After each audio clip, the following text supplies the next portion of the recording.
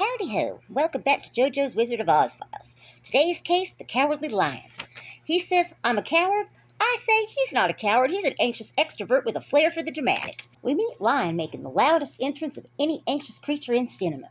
He bursts out of the trees, roaring, snapping, and bullying poor Toto, trying to scare the whole group half to death. And then Dorothy slaps him and he collapses into a sobbing puddle in under 10 seconds. He goes from apex predator to please don't be mad at me. This is the first clue that his aggression is a costume.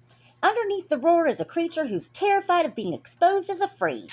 He's not fearless, and he's not even particularly scary. He's just very loud about trying to hide his fear. Lion keeps repeating, I haven't any courage. I'm a coward. I'm afraid of everything. And we, the audience, are supposed to nod along. But let's examine this in slow motion. He lives in a haunted forest and has survived this long. He walks up to strangers and picks fights. He admits his fear out loud in public to people who just met him.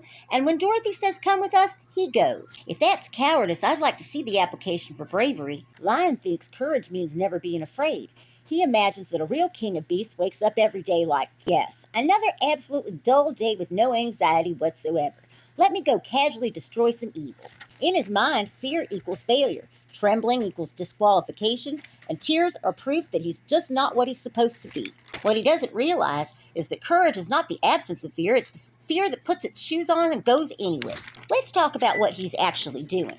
Lion is performing a role he thinks he's failing. The script in his head says, real lions are brave, real men don't cry, and real leaders never show weakness. So when he gets scared, he never questions the script, he questions himself. Sound familiar? The script says good teachers never doubt themselves. Good parents never feel overwhelmed.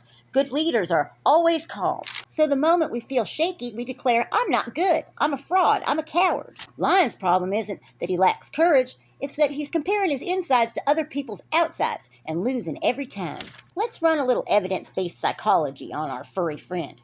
Throughout the journey, he walks the haunted forest even though he's scared, enters the witch's castle despite freaking out, stands by his friends in danger, and continues on the path even when he begs to turn back.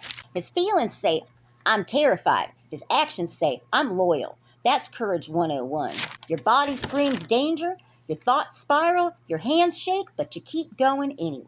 By the time they drag themselves to the Emerald City, he all but begs the wizard, please give me courage. I can't rule the forest. I'm a disgrace. And what does that man behind the curtain do?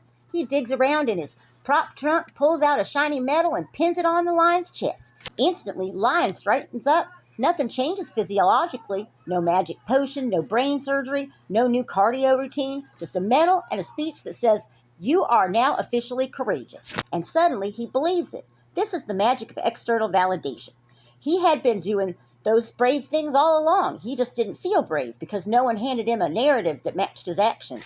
Sometimes the only difference between a coward and a hero in a story is whether the narrator likes you. So what do we learn from this anxious king of beasts? First, that performative toughness, roaring, picking fights, is often just a camouflage for fear. Second, that courage is not the absence of butterflies, but showing up for the fight, butterflies and all. And third, that we desperately need better narrators in our heads, ones who notice what we do, not what we feel.